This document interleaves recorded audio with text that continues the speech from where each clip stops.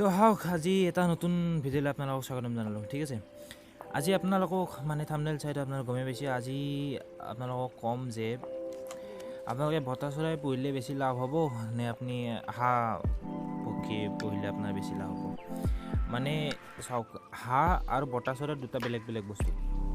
দুটাৰে প্ৰথম আমি যিখিনি আপোনাৰ পোহা তাৰমানে কেনেকৈ পুহিব লাগে, কেনেকৈ তাৰমানে খৰচ কৰিব লাগে, কেনেকৈ মানে হেৰি কৰিব লাগে, প্ৰতিপালন কৰিব লাগে, গোটেইখিনি মই কৈ দিম। প্ৰথমে হাঁহৰ ক'ম, তাৰপিছত বতা চৰাই ক'ম, তাৰপিছত আপোনালোকে নিজে গম পাব মই কোনটো পুহিলে ভাল হ'ব আৰু মই কোনটো পুহিলে আপোনাৰ মোৰ লোকচান হ'ব। ঠিক আছে, চ' প্ৰথম চাওক, প্ৰথম যদি আপুনি হাঁহ পোহে, হাঁহ আপুনি দুটা কাৰণত পুহিব পাৰে, হয়তো কণী হয়তো মাংস।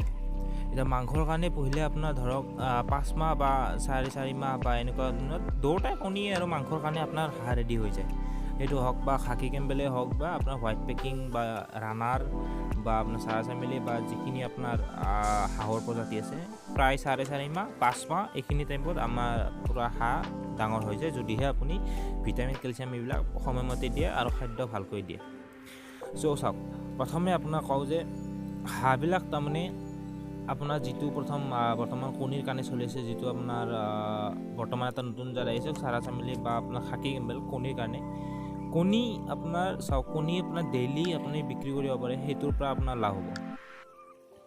আৰু মাংসৰ কাৰণে আপোনাৰ ছিজন থাকে, মানে এনেও বিক্ৰী হয় আপোনাৰ 400 বা 350, 400 এনেকুৱা টাইপত আপোনাৰ পাৰ পিচ এনে আমাৰ ছিজন নোহোৱাকৈ যায়। কিন্তু আপোনাৰ 31 ডিচেম্বৰ বা বিহু এনেকুৱা ধৰণৰ কিছুমান যিটো আপোনাৰ ছিজন আহে ন, সেইখিনিত আপুনি যদি হাঁহ বিক্ৰী কৰে তেতিয়াহ'লে আপুনি প্ৰায় 450, 500, 600 এনেকুৱালৈকে পাৰ পিচ হাঁহ বেচিব পাৰে। গতিকে আপোনালোকে দুটাই কৰক, আপোনালোকে কণীৰ কাৰণেও কৰক, মাংসৰ কাৰণে দুটা একেলগে কৰক। আৰু হাঁহ পুহিলে আপোনালোকক ঠাই বহুত লাগিব। চাওক, আপুনি যদি 500 মান বা 400 মান হাঁহ পুহিব খোজে ন, তেতিয়াহ'লে আপোনাক প্ৰায় এটা ফিচাৰী লাগিব। মই আপোনাক আগতে কৈছোঁ হাঁহ পোহাৰ পদ্ধতিবিলাক, মই শেষত লিংক এটা দি দিম মই আপোনাক, হাঁহ পোহাৰ পদ্ধতি কি কি। চ' ঠাই বহুত লাগিব আপোনাক। আৰু আপোনাৰ ধৰক আপুনি দানা পানী বা হেৰি আপোনাৰ যিটো আপোনাৰ প্ৰতিপালন খৰচ হাঁহত অলপমান বেছি হয় বতা চৰাইতকৈ, যিহেতু অলপ পক্ষীটো আমাৰ তাৰমানে চৰাই ডাঙৰ আৰু হাঁহ চৰাইটো। চ' এইখিনি আপুনি যদি কৰিব পাৰে, যদি ভাবে বোলে মই এইখিনি কৰিম, আৰু প্ৰতিপালনত অলপ মানুহ এজন লাগি থাকিব লাগিব, কাৰণ 500-600 হাঁহ আপুনি একজন দুজন মানুহেহে কণ্ট্ৰল কৰিব পাৰে, একজন মানুহৰ দ্বাৰা সম্ভৱ নহয় এইটো। আৰু আপুনি যদি হাঁহ তাৰমানে হেৰি কৰে ন, তেতিয়াহ'লে আপুনি ইয়াক তাৰমানে ভেকচিন দিব লাগিব। আৰু হাঁহৰ তাৰমানে অলপমান বেমাৰটো বতা চৰাইতকৈ অলপ বেছি, ঠিক আছে, অলপ বেছি আৰু সোনকালে বেমাৰ আজাৰ লাগে হাঁহত।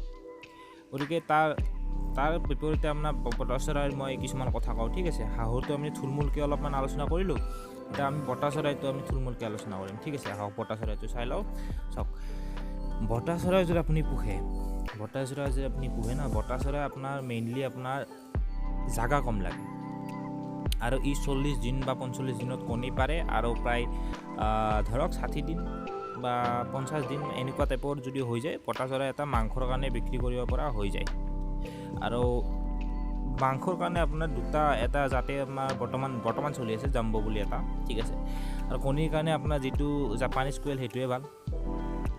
চাওক, কণীৰ কাৰণে আপোনাৰ স্ক'প আছে বতা চৰাইত, আৰু মাংসৰ কাৰণে স্ক'প আছে একে হাঁহৰ নিচিনা। কিন্তু আপোনালোকে 500 হাঁহ বা 600 হাঁহ যদি পুহিব খোজে, তেনেহ'লে আপোনাৰ জাগা বহুত লাগিব, ডাঙৰ ফিচাৰী লাগিব, হয়তো আপোনাৰ খেতি পথাৰ থাকিব লাগিব। আৰু যদি আপুনি কোৱেল পক্ষী পৰে, আপোনাৰ টেনশ্যন নাই। আপুনি যদি 100 বতা চৰাইও যদি বা পোহে, ধৰক 200 বতা চৰাই 20 ফুট দীঘল টাইপৰ এটা কেজ হ'লে আপোনাৰ 200-300 তাত আৰামছে সোমাই যাব, ঠিক আছে। মই এটা আন্দাজে কৈছোঁ দেই। চ' কথা হ'ল, আপোনাৰ বতা চৰাইৰ পৰা আপোনাৰ ডেইলি কণীৰ পৰা ইনকাম আহিব, যিটো আপোনাৰ 5 টকা 4 টকা কণী বিক্ৰী হয় পাইকাৰী মূল্যত। চ' এইখিনি মাংসৰ কাৰণে আপোনাৰ প্ৰায় কেতিয়াবা ছিজন চলিলে আপোনাৰ ধৰক 120-130 এনেকৈ যায়, আৰু আন ছিজন নচলিলে এইটো আপোনাৰ 70 টকা 80 এনেকৈ এইখিনিৰ ভিতৰত থাকে আৰু এটা বতা চৰাই, মতা বতা চৰাই হওক। চ' বতা চৰাইটো বৰ্তমান প্ৰচলনহে হৈ আছে, হাঁহটো আগৰ পৰা আহি আছে, ঠিক আছে। মই বতা চৰাইৰ লাভো আছে, বতা চৰাইৰ লোকচানো আছে। লোকচান মানে কি, ডিছএডভান্টেজ, এইটো তাৰমানে এই লোকচান ব্যৱসায়ৰ লোকচান নহয়, মানে বটা চৰাই মানুহে এতিয়াহে জানিব বিচাৰে, মানে আগতেতো গমেই নাপাইছিল বটা চৰাই কি। এই বৰ্তমান 2-3 বছৰ 4 বছৰ আগৰ পৰা বৰ্তমান চলি আহি আছে, কিন্তু হাঁহ বহুত আগৰ পৰা আহি আছে। গতিকে চাওক, বটা চৰাই কণী এটা বিকিব গ'লে আপুনি ধৰক আপোনাৰ এৰিয়াখিনিত যদি আপুনি গম নাপায় এইটো কিহৰ কণী বা কি কণী আনিলে, সেনেকৈ প্ৰশ্ন কৰিব আপোনাক। কিন্তু হাঁহৰ কণী আপোনাৰ সকলোৱে চিনি পায়। চ' এইটো এটা আপোনাৰ ডিছএডভান্টেজ আপোনাৰ হেৰিত বটা চৰাই। চ' চাওক, এতিয়া কথা হ'ল আপোনাৰ বটা চৰাইটো বৰ্তমান আপোনাৰ মানে জনপ্ৰিয় হৈ আহি আছে। গতিকে এইটো আপুনি পুহিব পাৰে, ইয়াৰ কণী আপুনি বিক্ৰী কৰিব পাৰে, বৰ্তমান চলি আছে এইটো।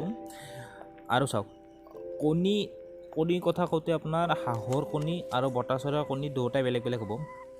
দামো অলপমান ইফাল থাকে, কাৰণ হাঁহৰ কণীটোত আপোনাৰ প্ৰায় 7-8-9 টকা এনেকৈ যায়, আৰু বটা চৰাই 3-ৰ পৰা আৰম্ভ হয়, 3-4-5 এনেকুৱাকৈ থাকে।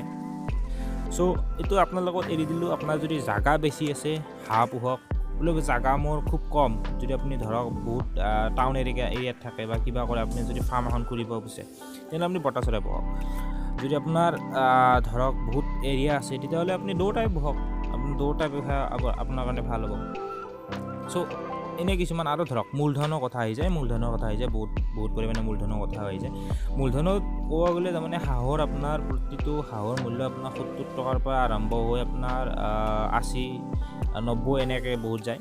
গতিকে মূলধনো অলপ প্ৰভাৱ পৰে। গতিকে এইখিনি কৈ ভিডিঅ'টো অলপ সামৰি দিলোঁ। গতিকে চেনেলটো ছাবস্ক্ৰাইব কৰি দিব, এনেকুৱা ধৰণৰ তথ্য আপোনালোকক প্ৰায় দিয়ে থাকিম। ধন্যবাদ আৰু।